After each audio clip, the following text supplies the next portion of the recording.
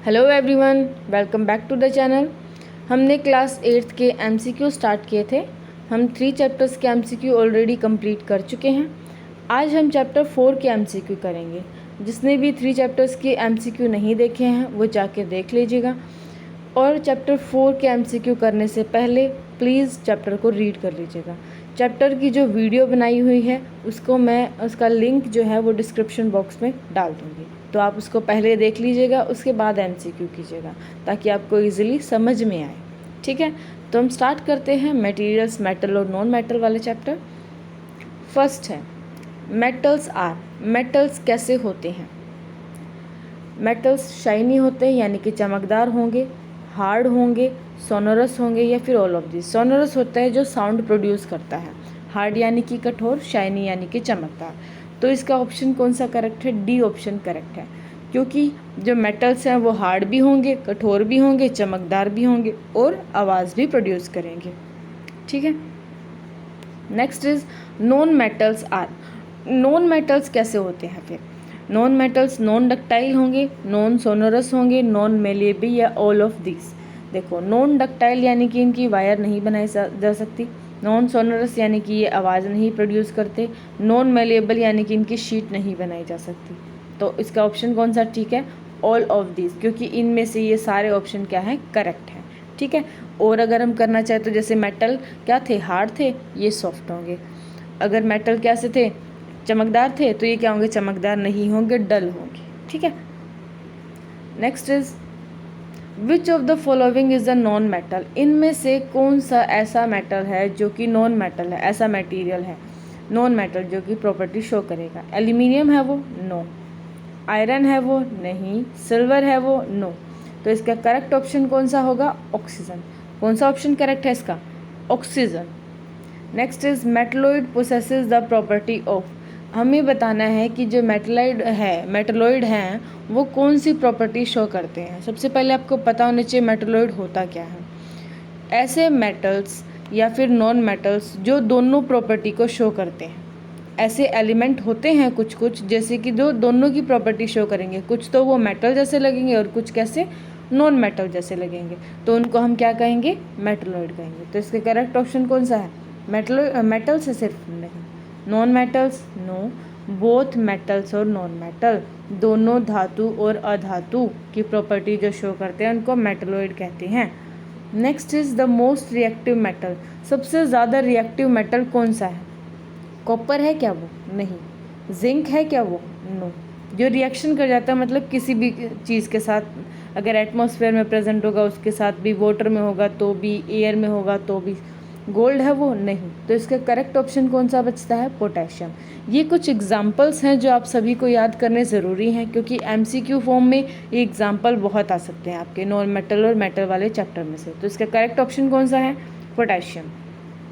Next is non metals कैसे होते हैं? जनरली गैसेज होते हैं? नो। जनरली लिक्विड हो सकते हैं? नहीं। जनरली गैसेज मतलब सिर्फ गैसेज नहीं हो सकते। जनरली सॉलिड हो सकते हैं? सिर्फ सॉलिड तो नहीं हो सकते, यानी कि दोनों हो सकते हैं। वो सॉलिड भी हो सकते हैं और गैसेस भी हो सकते हैं, लिक्विड नहीं होंगे। बट हमेशा हर केस में एक्सेप्शन होती है, कुछ ऐसे भी नॉन मेटल मिलेंगे जो कि लिक्विड फॉर्म में एग्जिस्ट करेंगे। ठीक है, लेकिन इसका करेक्ट ऑप्शन कौन सा है? डी वाला करेक्ट ऑप्शन है। जनरली ये सॉलिड होते हैं या फिर गैसेस होते हैं। Next is which of the following metal is stored in kerosene. ये सबसे ज़्यादा आने वाला क्वेश्चन होता है कि कौन सा मेटल है जो कि हम केरोसिन में स्टोर करते हैं। केरोसिन में स्टोर करने की ज़रूरत क्यों पड़ती है, पहले तो आपको ये पता होना चाहिए। क्योंकि ऐसा जो भी मेटल है वो क्या करेगा, अगर एटमॉस्फेयर में प्रेजेंट होगा तो वो ऑक्सीजन के साथ रिएक्शन बना लेगा और रिएक्शन करने के बाद क्या कर लेगा? आग पकड़ लेगा, यानी कि फायर लग जाएगी उसमें, कैच फायर। तो इसका करेक्ट ऑप्शन मैग्नीशियम नहीं है, फॉस्फोरस नहीं है, फॉस्फोरस को हम वाटर में स्टोर करते हैं, जिंक भी नहीं है। तो इसका ऑप्शन कौन सा करेक्ट है? सोडियम। सोडियम का साइन कौन सा होता है? Na, यानी कि सोडियम। इसका एटॉमिक नंबर कितना होता है? 11। ठीक है, अभी आपको इतना सब याद करने की ज़रूरत नहीं है, सिर्फ Na याद रख लो, जिसको कहते हैं हम सोडियम। ओके, जो केरोसिन में स्टोर होता है। The non metal which is liquid at room temperature. अब देखो, नॉन मेटल की बात की है इसने कि कौन सा ऐसा नॉन मेटल है जो लिक्विड होता है रूम टेम्परेचर पे। मेटल भी होता है लिक्विड। नॉन मेटल की बात देखो, ब्रोमीन, क्लोरीन, आयोडीन, कार्बन। तो ऐसा एक नॉन मेटल कौन सा है? ब्रोमीन है। कौन सा है? ब्रोमीन है। क्लोरीन नहीं है, आयोडीन नहीं है, कार्बन भी नहीं है। इसका करेक्ट ऑप्शन है bromine. Okay, next is which substance is used for making pencil lead. जो पेंसिल की आपकी नोक होती है, जो ग्रे ग्रे कलर की होती है ना पेंसिल की नोक, पेंसिल आप सभी ने यूज़ की हुई है, तो वो किसकी बनी होती है? ये मोस्ट कॉमन क्वेश्चन है, ये सभी को आपको पता होने चाहिए, जनरल नॉलेज के लिए भी और साइंस के वे से भी। सल्फ़र की बनी होती है? नहीं। सिलिकॉन की भी नहीं बनी होती, एल्यूमिनियम की भी नहीं बनी होती है, तो वो किसकी बनी होती है? ग्रेफाइट की। किसकी बनी होती है वो? ग्रेफाइट की बनी होती है।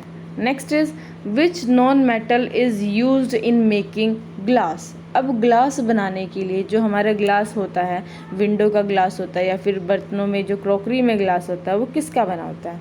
ग्रेफाइट का। नहीं, ग्रेफाइट की तो पेंसिल की लेड बनी होती है। सल्फर का भी नहीं। तो इसका करेक्ट ऑप्शन कौन सा है? सिलिका। कौन सा? सिलिका, यानी कि सी ऑप्शन जो है वो करेक्ट है। Next is which metal is used for wrapping material, यानी कि मटेरियल्स को रैप करने के लिए। ये तो आप सभी ने देखा भी होगा और आपके घरों में भी यूज़ होता है। जैसे कि खाना जो होता है वो फॉइल में पैक करते हैं, वो एल्यूमिनियम फॉइल होता है, वो भी तो रैप कर रहा है ना मटेरियल्स को।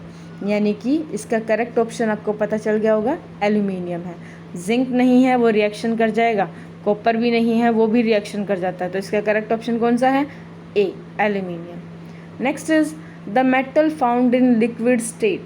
देखो, पहले हमने नॉन मेटल पढ़ा था, जो लिक्विड स्टेट में था कौन सा था? वो ब्रोमीन था। अब मेटल है जो लिक्विड स्टेट में होगा, वो कौन सा होगा? मरकरी।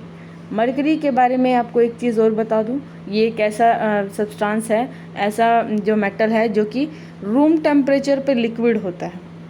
ठीक है, वैसे मेटल्स जो होते हैं वो सॉलिड होते हैं, बेसिकली तीनों स्टेट में एग्जिस्ट कर सकते हैं, लेकिन जो मरकरी ऐसा है जो कि रूम टेम्परेचर पर लिक्विड होगा, एक्सेप्शन केस, और बाकी सब रूम टेम्परेचर पर लिक्विड नहीं होंगे, सॉलिड होंगे।